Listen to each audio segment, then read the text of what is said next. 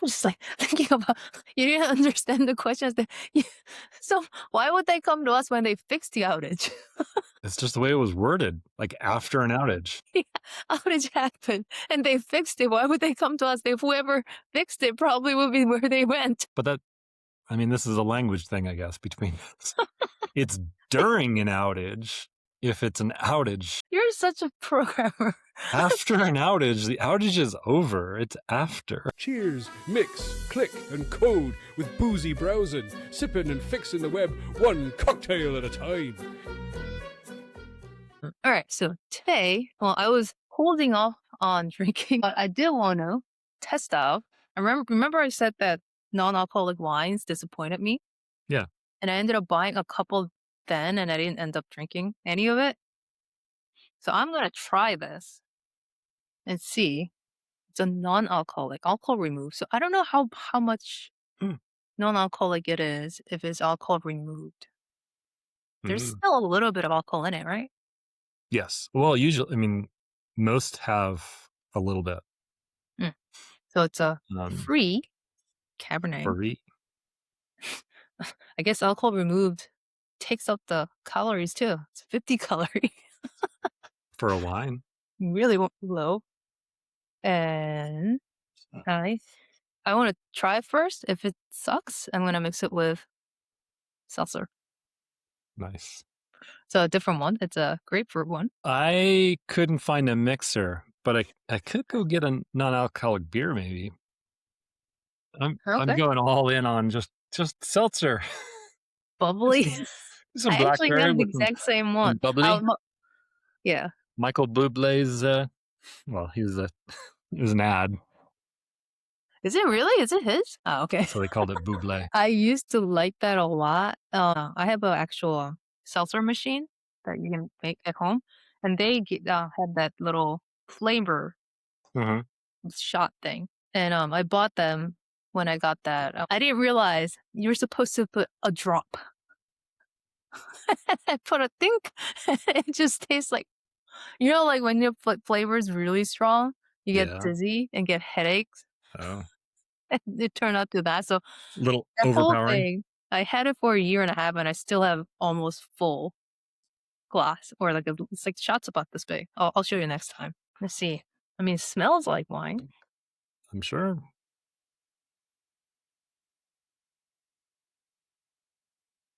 I didn't realize how much it tastes weird. There's no alcohol in it. Yeah, I don't like it. So it's just kind of flat, or what's the? It's very flat. It's like non-sweet grape juice. So maybe it's a good thing. At least grape juice, you have but it's like there's like a little hint of that bitterness that you get with wine, but very slight. So I'm gonna mix it with. So you're basically, the way they've marketed these things, we're basically paying extra for not only less alcohol, but like a worse flavored drink, and then we're supposed to like it. Yeah, this works. This is good when you mix it with ruby red grapefruit. Well done. Well done. It works. My blackberry is just fine on its own. So today, we actually draw some questions our audience have. Yeah. We trim it down to 5. It'll be funnier if you're drunk, but I might give more honest answers if I was drunk. Drunk's a pretty heavy term for drinking one beer, but whatever. That's true. Because I don't think I really get drunk on this one unless don't. It went on for like a couple hours, like when we have guests. If we did the drinking game ones with the broken sites, that would be different. That might be why in the beginning we're a little more buzzed than now. Because we're doing the drinking game with it. Yeah. And I think when we had guests, like usually the recording got longer. Yes. We ended up drinking longer. Yeah, with multiple drinks too. Yeah. Yep. So anyway, so the first question is, what is the most common mistake you see digital teams make when they try to scale before they're ready. Scale before you're ready. I mean, that alone, it feels like a mistake. Yeah. But I know what I think I know what they're saying. Like, So it's prematurely trying to prepare for. yeah. Well, yeah. So I guess what would be what are the symptoms that are going to show first? Maybe would be one way to put that, right? Like, what are the things that are going to show up first if you haven't prepared and you're scaling? Mhm. Um, and by digital teams, I'm guessing like more like your digital product, digital company. Yeah. Um, It can be we're actually any team because like editors can do it, okay. developers can do it. I think for Yeah. developers, it's over engineering. Yeah.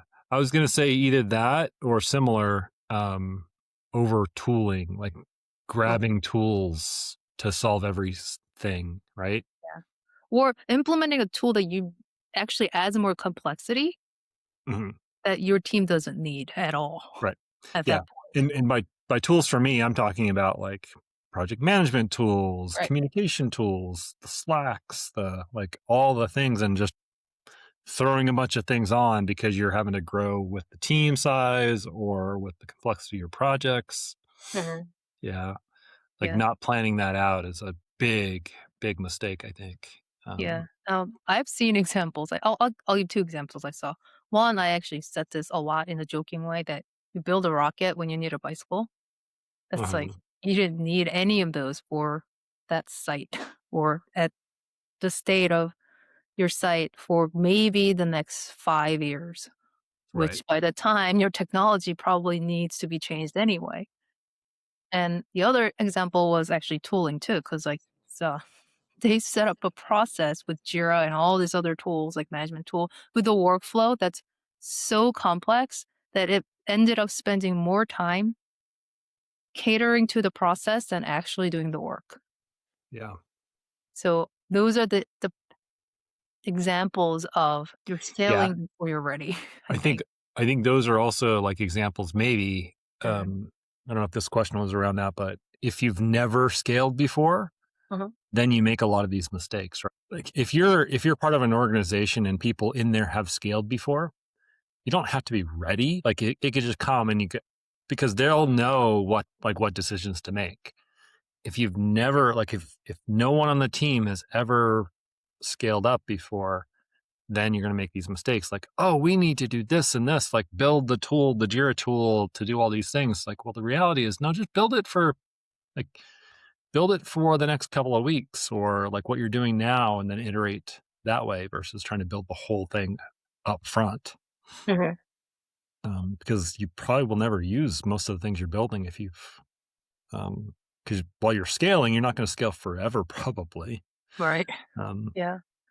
There's like it needs to be also even when you see that a lot with some developers when you're putting the theme for like for example, you're just mhm, putting it like completely object oriented ish when ish. you don't even need it because it ended up breaking down too much different subsections into like different folders and going into that and then coming out of it and like it just got so complex for no reason when you don't really need to Right. do that. You're wasting more time trying to call it properly and embed it in different places correctly Yeah.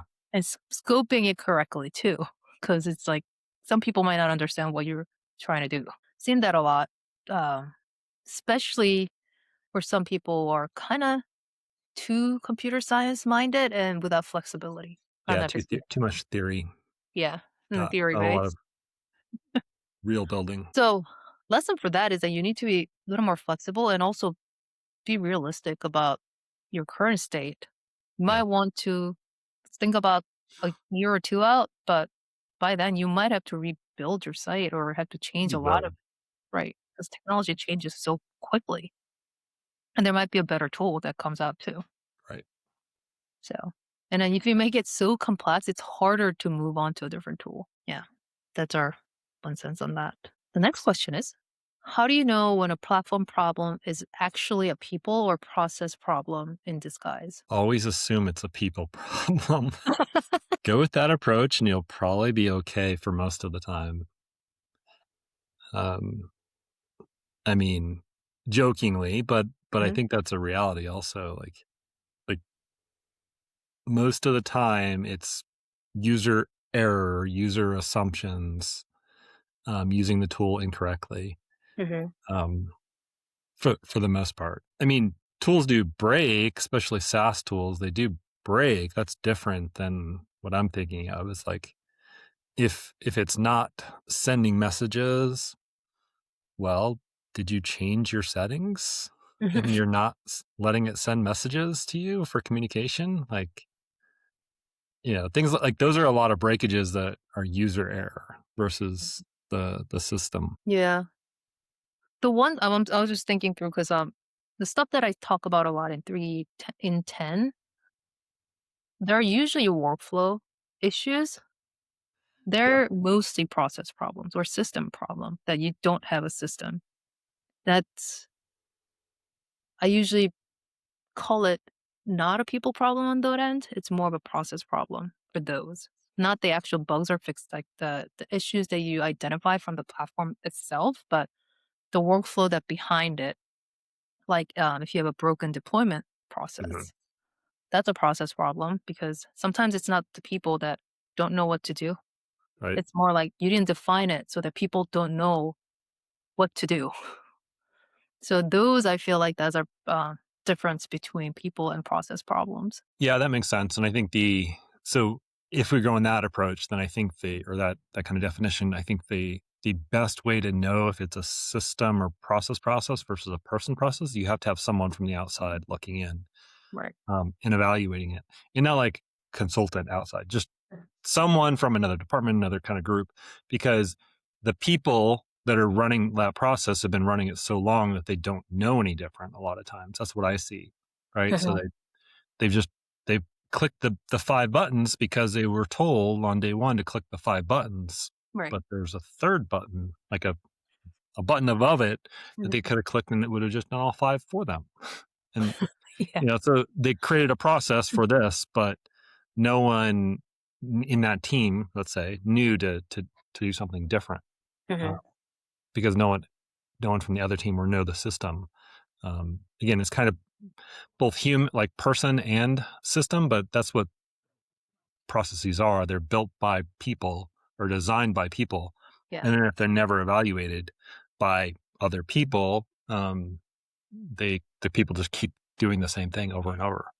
Yeah. There's actually I identified different issues that run into that are mostly for process problems. I'll link it when we publish this for the in 10 actually talk about that a lot. Like when Hmm. content gate is not, so QA environment is not used properly, why is that happening? And your deployment, you're afraid of Friday deployment, why is that happening? So those kind of examples. And also you always have a loop of rework and rework and rework. Why is it happening again? Is because there's no process for defining the right definition of done, and those kind of things usually are process problems, and it's Yeah. identifying what to look for, how to fix it. So I can link that to kind of give a little example of what process problem is versus people problems are. Does a resilient what does a resilient digital platform look like in practice? And how do you know when you have one? Well, if your site's never going down, then it's pretty resilient. That's one way. Like if you never have any problems, Hmm. that's a potential way of doing it. I think the better or a better kind of approach to look at it would be, can your system, like, do you have the steps in place? Do you have the procedures in place to bring it back to, you know, fully functioning, no matter what happens? Like, that's like, do you have all the steps in place to be able to like debug and identify and actually put the system back online if it ever breaks, no matter what? Hmm. Because that's what a resilience, because it's not going to not break. Um, any type of digital system will go down at some point for some reason. Hmm. It's a matter of being able to bring it back up quickly, I would say. Right. And I think monitoring too. So how Yeah. much coverage that monitoring is doing and how much do you Yeah. catch before it happens? and you can probably look at if your site ever went down or Yeah. more than whatever X seconds, or because like it could happen, but if you have a plan, backup, and redundancy, and everything in place already that the end user didn't even realize it, then you have a resilience on your platform because you prepare for it. And you probably detect it and you're fixing it before it actually Right. went really down. So so you Yeah. have all the things that we always talk about, like have a proper monitoring, you have a strong hosting that manages uptime, and then the whole like a what is it? A rollback plan or the backup plan? What do you call that? Rollback plan? Depends on, yeah, I mean, that's for a deployment or something Right. like that. But um, any type of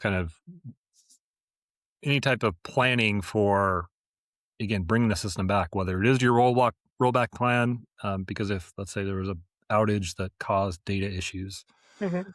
you need to roll back. Or if there is a power outage in EC2 or an Amazon Yeah. The reason area, right? they are, yeah. You need to go to the other one, Right. So or redundancy. just set it out. Yep. And then you have like caching layer properly set up that it doesn't And affect it the never, actual yeah, handling. never shows to the users.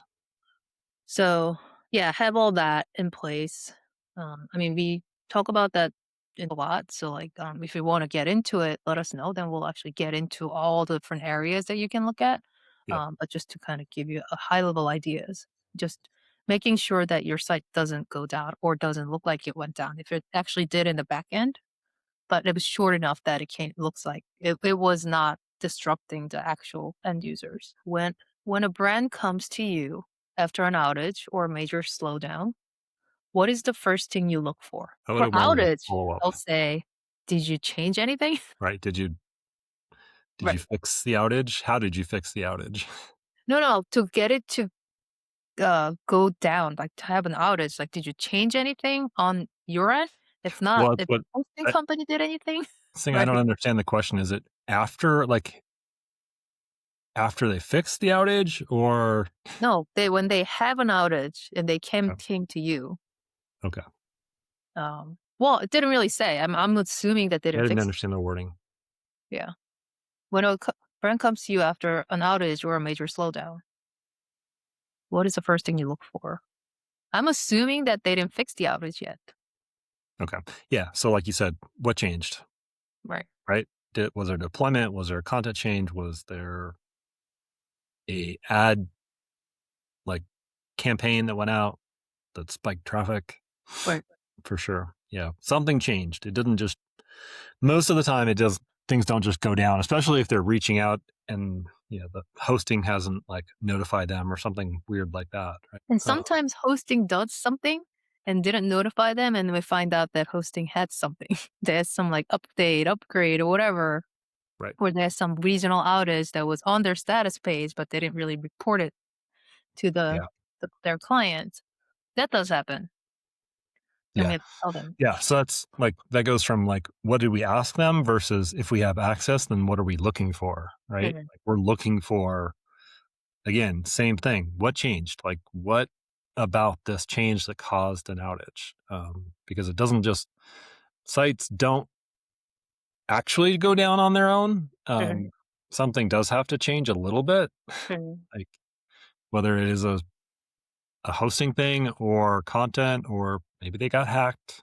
Right, But either one of those are changes to the system. right. So I'm just like thinking about you didn't understand the questions that so why would they come to us when they fix the outage? It's just the way it was worded, like, after an outage. Yeah, outage happened and they fixed it. Why would they come to us? If whoever fixed it probably would be where they went. But that, I mean, this is a language thing, I guess, between, it's during an outage. If it's an outage You're such a programmer. after an outage, the outage is over. It's after. So why would they come to a development company Well, when they already fixed it? well, no, that happens, right? Yeah. I've definitely been on calls, sales calls, where, like, yeah, the site has gone down. It keeps going down. It's not down now, right? Oh, So taking it they back need us to on its come in and own? figure out why it had gone down. I mean, that's why it was in my head of after is after. Well, it didn't give me that much detail on the question. That's what I'm saying. I would have had a follow-up question. After hours is not during work hours.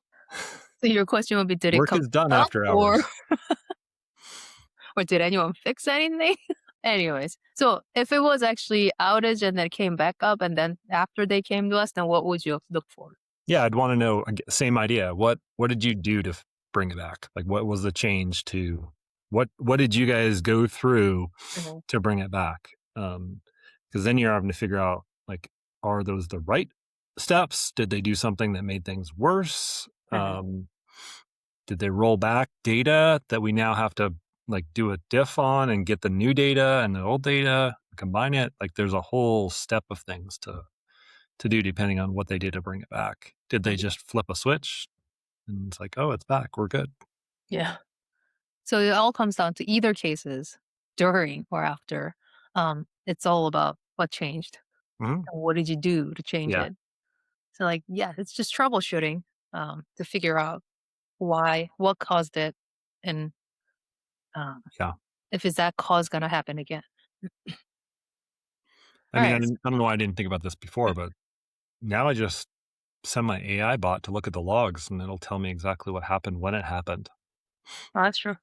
I You look at mean, the log. because I You don't have can't, to send I it. used to be able to watch logs. Mm, And I like when I would monitor sites when during outages and things like to find out what's being hit. cool. I could actually physically watch things, even like hundreds of requests per second. I don't know what, Yeah. but I can't do that anymore. But bots can scan through billions of data of like requests Yeah. and identify the similarities or what exact time it went down on what server. If Mhm. one server was different than the other, one server is getting more load. If you have that kind of access, obviously. So, Yeah. That's actually a good point because I remembered the days that I was tailing the log and just staring mhm. at it until something is like, and then we try to reproduce it to mimic what happened. Mhm. That's probably one of the benefits of having all those AIs to actually scrape through massive data Yeah. faster than That human. that used to be my like go-to step during a redesign or after a redesign. Like when you Mhm. launch a redesign, I'd watch the logs. Now I'd have like multiple terminal windows, so I would tail with watching for 404s, watching for 301s, and like so because you'd be manually fixing 404s during a Mhm. launch on a lot of them because there was always unidentified Right. pages that weren't part of the spec or whatever. So Right. It's like fixing they didn't those, identify like it. creating redirects on the fly so that eventually the 404s would not go away, but get out. And then you'd exclude a lot of things that were garbage. Yeah. Yeah. The I can't believe launches I used used to to do be all very that. painful. Yeah.